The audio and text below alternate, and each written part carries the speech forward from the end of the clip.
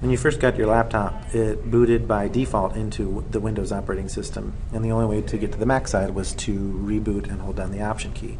If you would like to have it default into the Macintosh operating system, you can do this in a couple of ways. First method is by going on the Windows side and selecting this triangle that says Show Hidden Icons, and you select this little black diamond, which is the Boot Camp software, which is the software that allows you to have Macintosh and Windows on the same laptop. When I click on that, I'm going to select Boot Camp Control Panel,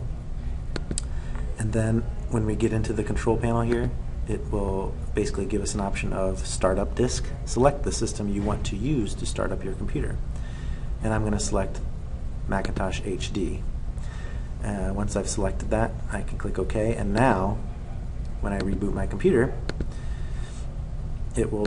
go back into the Macintosh operating system without me having to hold down the Option key, and in fact I'll have to hold down the Option key to get back into Windows.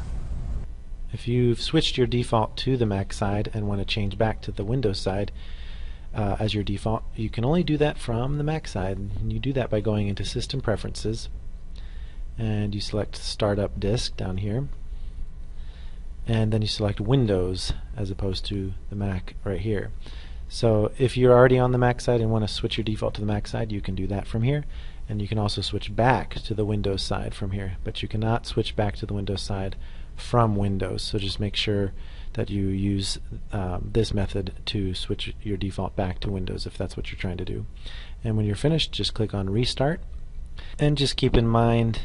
that whichever one you didn't default to, you're going to have to hold down the Option key in order to go to that side of your laptop.